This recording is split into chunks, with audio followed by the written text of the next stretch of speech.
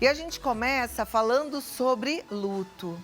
Todos nós temos momentos em que a gente precisa lidar com as perdas, né? Isso faz parte da nossa vida. E a morte, gente, ela de fato causa um impacto muito grande. A morte dói, isso para qualquer pessoa. E na realidade, ela, apesar da gente saber que vai acontecer, ela normalmente tira a gente do eixo, né? Às vezes ela causa ansiedade, desequilíbrio emocional, uma tristeza muito grande. O processo natural do luto não é linear, como muitas vezes a gente acredita.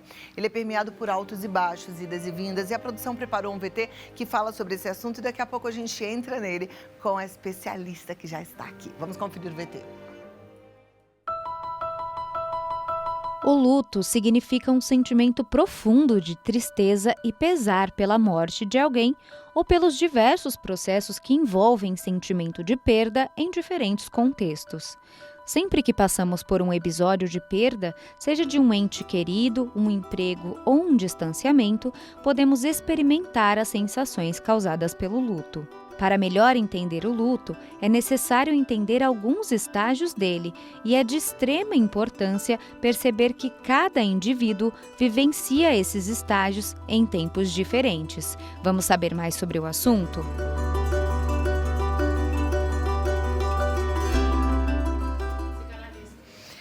E é isso aí, a gente já está aqui com a nossa convidada querida que vai falar sobre a importância desse processo de forma orientada até. Ela é psicanalista e já está aqui nos esperando, Helena Cunha. Seja muito bem-vinda, muito bom te receber. Eu perguntei o outro sobrenome, porque eu sei que tem mais um, né? Diciero. Diciero. Eu lembrava que tinha um que eu ficava na dúvida de como falava. Helena, obrigada. Você sabe que eu gosto muito de te receber e normalmente eu aprendo muito, mas eu me emociono muito com as suas falas também. Aliás, você tem um Instagram também tão lindo e textos tão lindos, né? Eu fico contente de poder vir aqui.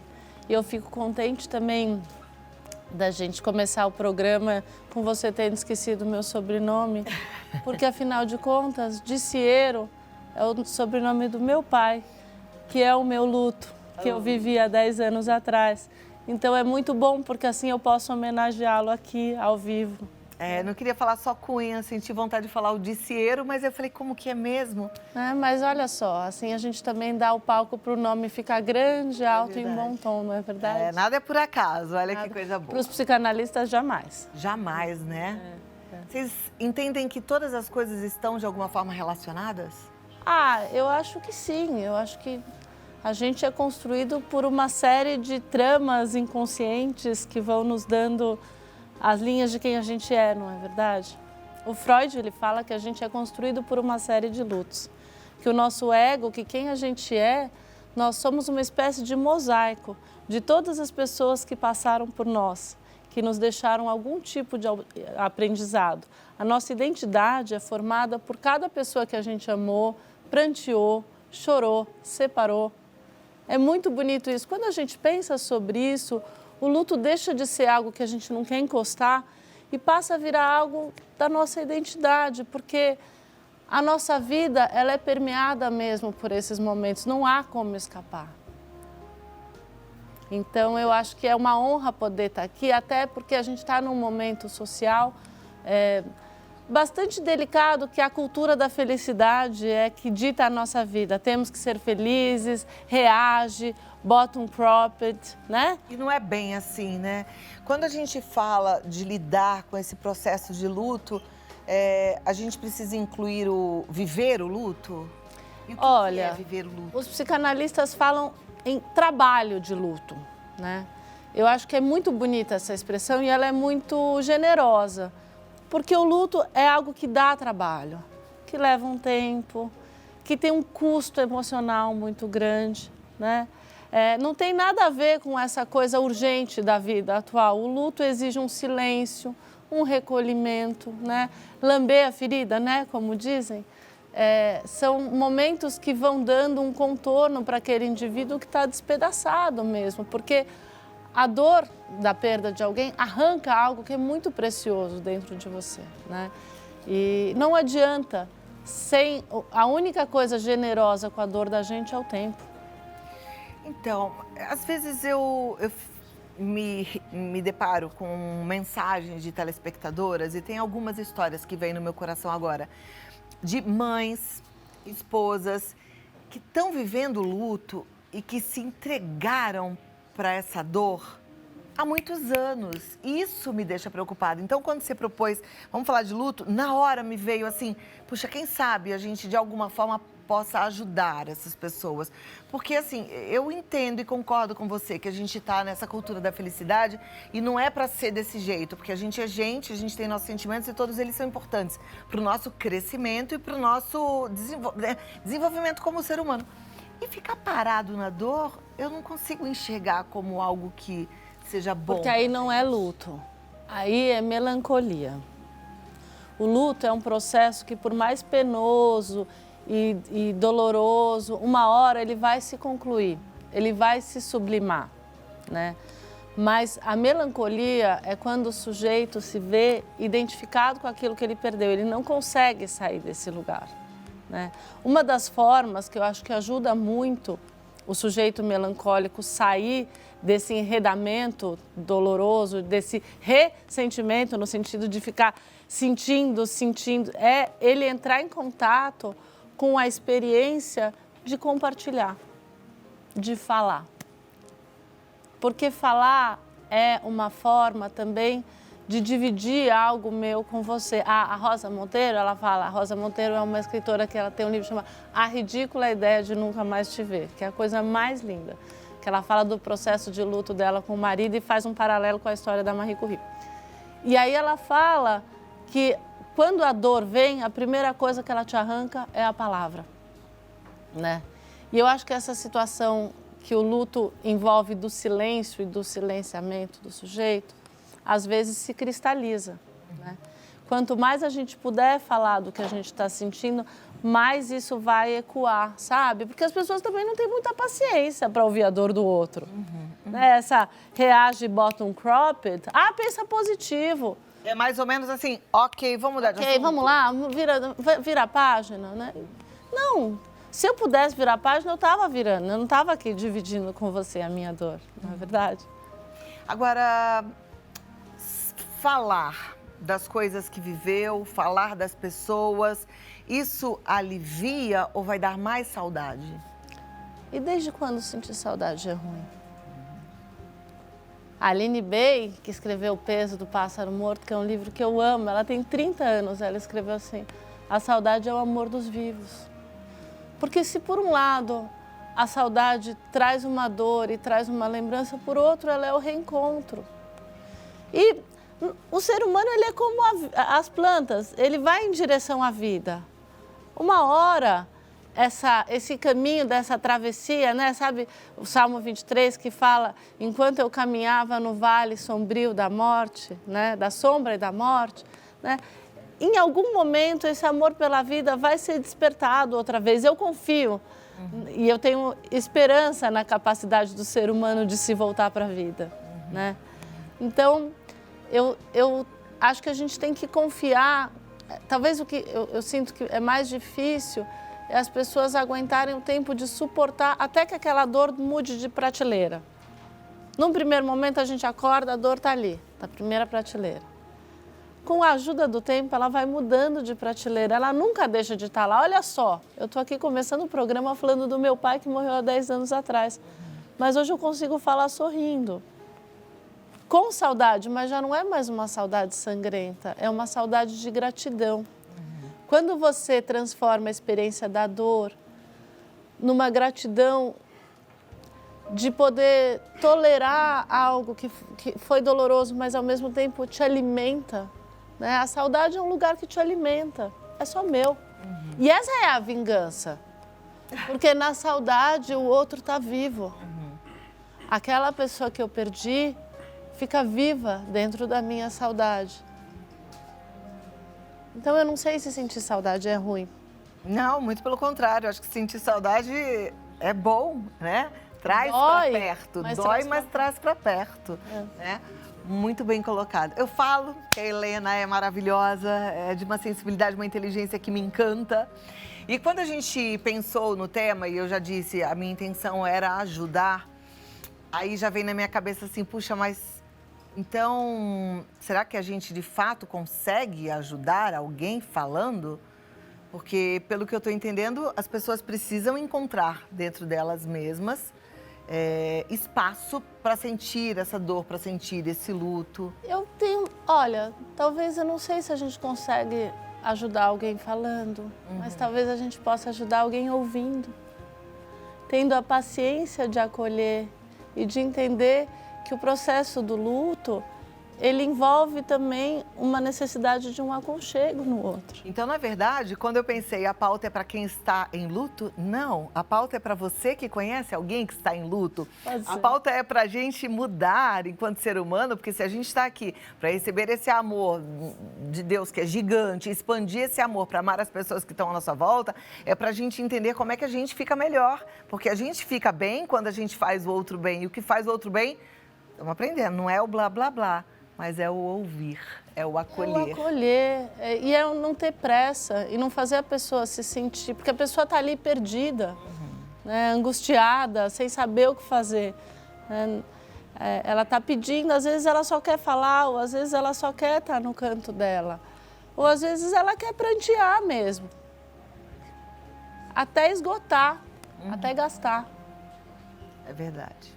E até na gratidão, né? Porque você falou da gratidão, eu falo muito quando eu encontro alguém que perdeu e está sofrendo, né? Eu falo, puxa, tenta focar na gratidão, de agradecer pelo tempo que você teve com essa pessoa que é tão amada por você, por ter tido esse pai maravilhoso, né? Mas até na hora de agradecer, eu acho que cabe o choro, cabe a tristeza, né? Porque assim, foi tão bom, eu sinto tanta saudade. Não tem alguma coisa mais sofisticada do que o sentimento de gratidão? É muito bom. É um sentimento sofisticadíssimo. É verdade. Né? Porque se você transforma o luto num ressentimento, de ficar sentindo, você não consegue sair do lugar, você fica num lugar cristalizado, né? Fica paralisado. Agora, se você tem o tempo de prantear até que aquilo se transforme na gratidão da experiência por aquela pessoa ter passado pela sua vida, a coisa vai mudando naturalmente, porque a vida quer viver. Com certeza. E aquela pessoa está aqui dentro de você. Ela não vai te abandonar jamais. Helena, antes da gente passar para as perguntas, só queria divulgar aqui, para quem não conhece o Instagram Instantes de Dentro, só fui me certificar se estava certo, Instantes de Dentro. Tem que entrar lá e acompanhar, gente, as coisas que a Helena escreve. Nossa, quanta inspiração. Você é uma pessoa que lê muito, é isso? Muito. Você é uma dessas psicanalistas super estudiosas. Eu gosto muito, é um momento muito... O momento de leitura, para mim, é um momento de um alimento muito profundo, assim, sabe? É algo que é só meu. E eu levo muito para a clínica, para o consultório, as coisas que eu leio, as coisas ficam em mim de uma maneira muito inteira quando eu leio, sabe? Parece que tudo aquilo que eu aprendi como psicanalista, eu revisito com os personagens ou com certas falas. Eu acho Eu estou perguntando isso porque eu sempre acho que a gente precisa fazer boas escolhas em relação ao que a gente vai fazer a cada dia, para que a gente também passe bem em várias situações. A leitura, e outras coisas mais, o exercício físico, o aceitar tomar um cafezinho com uma amiga ou repartir o bolo com a vizinha, isso também, essas atitudes também podem nos ajudar, né? Eu acho que a gente tem que buscar... Lembra uma propaganda dos anos 80 que era tome uma atitude que alimenta, né? Eu não lembro do que era. Era da NAP. Da NAP. A gente tem que procurar ter atitudes que de fato nos alimentem e não nos esvaziem, né? Se é para tomar um café com a vizinha, que seja uma vizinha que realmente você saia desse café de barriga cheia. Falou tudo, também não pode ser para fazer fofoca da vida alheia. Sabe, assim, não, assim, e se for para fazer fofoca, isso vai te fazer dar risada, mas assim, encontros que, eu acho que a minha meta, assim, é sempre ter encontros que me deixem de barriga cheia, sabe? Perfeito. Que me alimentem mesmo. Vamos lá, gente. Vamos passar para as perguntas aqui, para os desabafos, para o seu depoimento. Eu espero que você esteja super à vontade, porque o programa é para você. Então, participe, tá? A Nicole diz assim, via Instagram. Perdi meu pai na pandemia. E desde então, mal tocamos nesse assunto e evitamos falar dele. Sinto que não sofri esse processo de tristeza. Como conviver com isso? Eu vou contar uma história. Tem uma peça de teatro que se chama As Centenárias, que a mulher é com a Marieta Severo e com a Andréa Beltrão. E elas são carpideiras, elas choram em enterro. E num desses eventos, a Andréa Beltrão tem um affair com a morte. E aí ela tem um filho da morte. E aí, a peça inteira, a morte fica, essa peça é do Newton Travesso, a morte fica correndo atrás da Andréa Beltrão, dizendo, eu vou pegar seu filho, eu vou pegar seu filho, eu vou pegar seu filho. E a Andréa Beltrão corre, foge com o neném, não dá, não sei o quê. Foge, até que no encontro final, ela encontra a morte fala, me dá seu filho. Aí ela fala, não vou dar. E a morte fala assim para ela, uma vez uma mulher me pediu que eu não levasse o filho dela e eu disse, procura um pé de mandacaru onde a dor da perda não tiver chegado, um pé de mandacaru na casa de alguém, onde a dor da perda não tiver chegado nem pelo buraco da fechadura, nem pela fresta da janela, nem pela fresta da porta. Ela vai, procura em todas essas casas e ela não encontra uma casa onde a morte não tenha entrado. Mas o que ela encontra é uma solidariedade na dor, a partir do momento que ela vai compartilhando, porque compartilhar é o único caminho para a gente suportar. A experiência de você dividir aquilo que você está sentindo e ouvir com a experiência. Quando morre alguém, é tão lindo, porque tem uma coisa devastadora da morte de alguém, mas todo mundo que ama a gente vai dar um pedacinho de nós, um pedacinho de si para aquela pessoa que perdeu, né? Então eu acho que não falar é fazer o fantasma continuar assombrando. Falar é fazer amizade com a dor. Perfeito. Fale, Nicole. E vamos para a próxima pergunta. Ela diz, minha filha suicidou-se e até hoje me sinto culpada por isso, por não ter percebido o quanto ela estava mal. Como encarar o luto e essa culpa? Olha, a culpa ainda é uma tentativa de controlar algo que é absolutamente além do nosso controle. A culpa é uma maneira de tentar preservar essa menina viva, será? Como se pensando o que eu podia ter feito para fazer diferente seja uma forma de tentar manter aquela menina ainda com alguma possibilidade de salvação. Eu não sei dizer. Esse é um assunto que tem todo o meu coração. Essa mãe tem todo o meu coração. Seria bom buscar ajuda na terapia, poder desabafar? Sempre, sempre. Falar é a única... tem milhões de centros terapêuticos. A pandemia abriu muito isso. O que era luxo, né? Saúde mental hoje em dia não é mais luxo. As pessoas entenderam que é saúde, né? Tem grupos terapêuticos, tem grupos de luto. Depois eu até te mando grupos gratuitos, né? Grupos com preço simbólico. Mas tem que falar e tem que conversar. Mas, acima de tudo, a gente tem que assumir que, frente à morte, a gente sempre tem uma impotência, a gente não consegue. Tem um pedaço da morte que é muito maior que a gente. Importante. Sabe que isso me lembra da gente entender... Eu gosto muito da minha escolha de fé, que é o cristianismo, porque a gente consegue se redimensionar. E aí a gente entende que a gente tem muitas limitações, a gente se vê como um ser pequeno, né? Diante da grandeza de Deus, então a gente é nada, né? A gente não é nada. E Ele é gigante, Ele é onipotente e algumas coisas são dele e não cabe a nenhum de nós. Então, eu acho que isso ajuda também, porque nem a vida nem a morte está na nossa mão, né? É dele e a gente tem que aceitar as coisas que são dele. Mas a nossa vida está na nossa mão. Essa tá. Essa tá. E a gente precisa continuar. E o que você vai fazer com essa vida? E o tipo de contato que você vai ter para procurar ser feliz outra vez? né? O livro que você vai escolher, o filme que você vai assistir, a janela que você vai abrir para o sol entrar, isso está na sua mão. Muito bem, Karina da Moca, ela diz assim: perdi minha mãe há 1 ano e meio e minha irmã casou e saiu de casa. Éramos nós 3 dentro de casa. Como lidar com a solidão? Uau, Karina. Karina, as pessoas partem na vida da gente e a gente tem que saber se reinventar.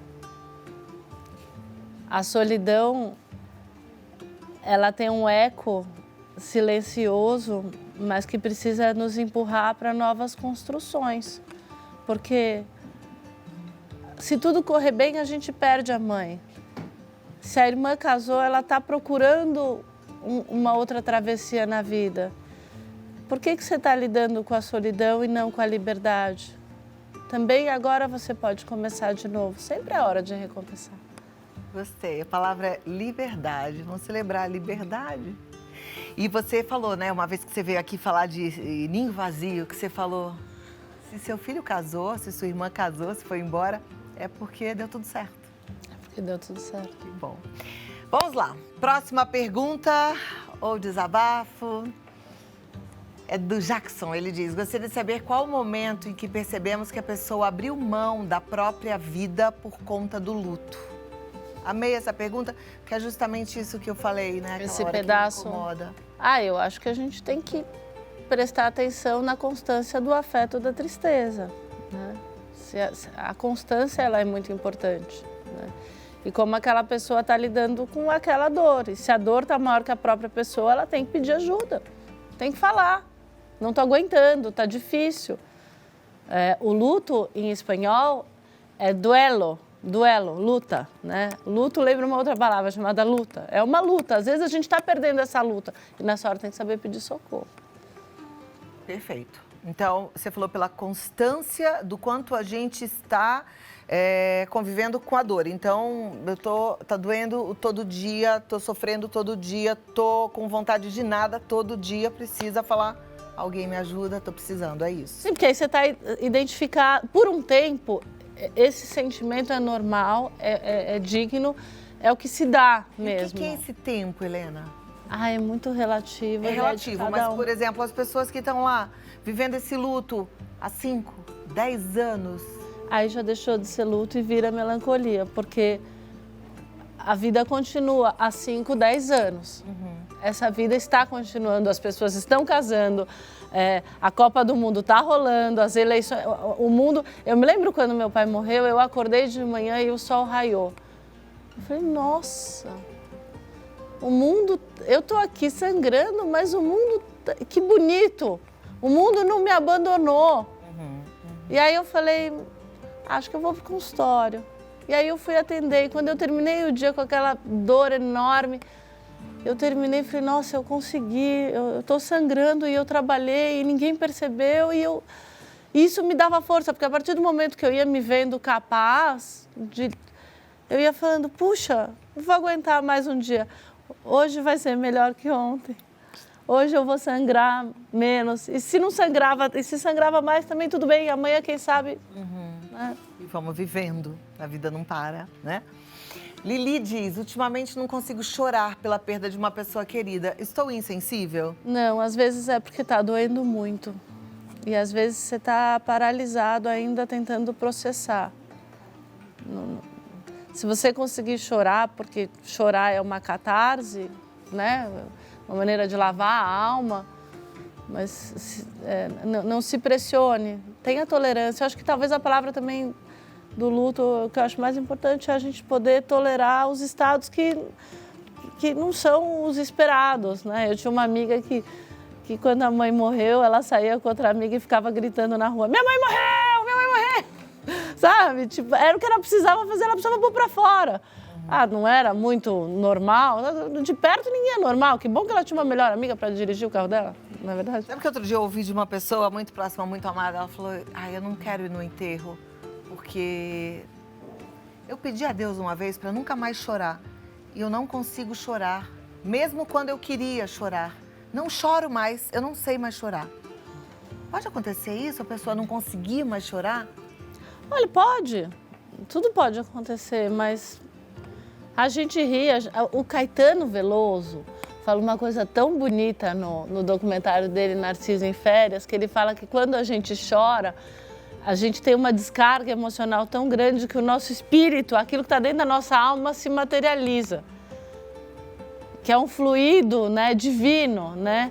E por que não chorar? Eu tenho essa questão, eu sou uma pessoa muito chorona. Quando acontece, eu choro. Caso, essa pessoa falou, eu queria poder chorar, pois é, mas não consigo mais chorar. Mas precisa conversar com esse não poder, porque o choro, ele traz um alívio também, né? Perfeito. A coisa fica aqui, Não dá. A Neide Magalhães diz assim, perdi uma sobrinha com câncer há 3 anos. Ela tinha apenas 27 anos e sofreu muito. Depois dessa situação, nunca mais fui a mesma. Estou em tratamento de depressão, pois ainda vivo com esse luto. Como devo lidar?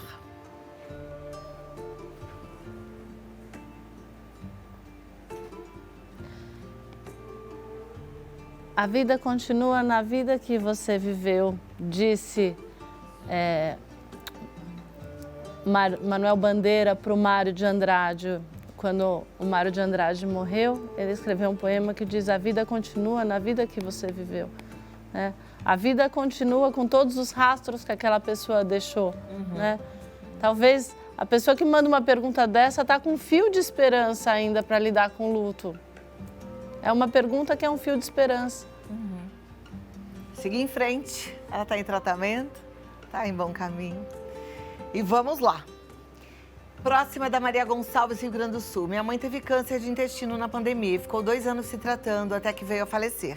Eu não morava com ela e o fato de não poder ter tido contato com ela durante os 2 anos da pandemia, porque não era recomendável, me consome. Como digerir essa culpa de ter mantido a distância por causa da pandemia? Olha, eu só fiquei olhando e pensando como a palavra... A mãe teve câncer de intestino e ela está falando em digestão, né? Parece que vivendo a culpa é uma maneira também de estar encontrando com essa mãe, né? Dessa coisa que está indigesta, né? Não, o que se passou na pandemia estava além do nosso alcance. Não dá para se culpar por algo que é invisível e parou o mundo. Você fez só o que você tinha condições. A gente fez o que deu na pandemia. É isso, Maria. Mas é tão bom, gente, poder ver que vocês estão abrindo o coração. Isso é tão curativo, né?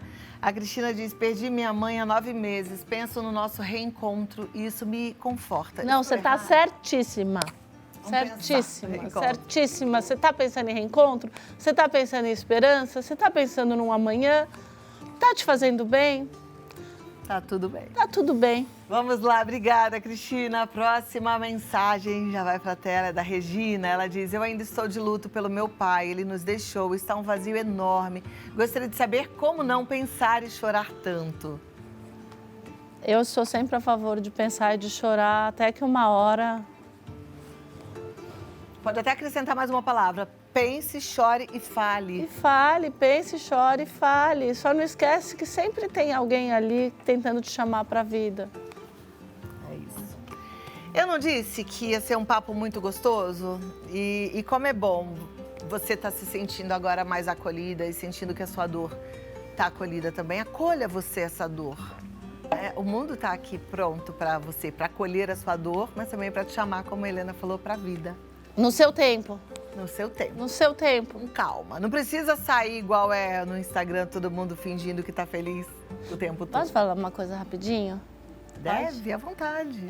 Tem uma passagem no filme Jack que ela perdeu 2 filhos, que ela acabou de perder o marido, que era o presidente, né? E aí ela senta para conversar com o padre. Aí ela fala assim, padre... eu perdi 2 bebês recém-nascidos que eu amei muito e morreram muito cedo. Eu perdi meu marido, meu cunhado morreu, é tanta morte, isso é Deus? Aí o padre fala assim para ela, olha, eu não sei, às vezes antes de dormir, eu fecho os olhos e eu vejo tudo escuro e eu fico pensando se a vida é isso, se a vida se resume a essa escuridão. Mas no dia seguinte, o sol é teimoso, ele teima em raiar e a luz sempre entra na minha casa e eu acabo indo em frente passando um café. Isso é Deus. É essa luz teimosa. A teimosia da luz é o que faz a gente suportar o luto. Maravilhosa. Deixa eu passar os contatos de novo da Helena, na verdade o contato do Instagram, lá tem outros. E eu quero que você siga e que você se alimente também dessa sensibilidade que é tão linda, tá? Instantes de Dentro, não tem erro, Instantes de Dentro. Muito obrigada, amo te receber, volte rápido e mais vezes.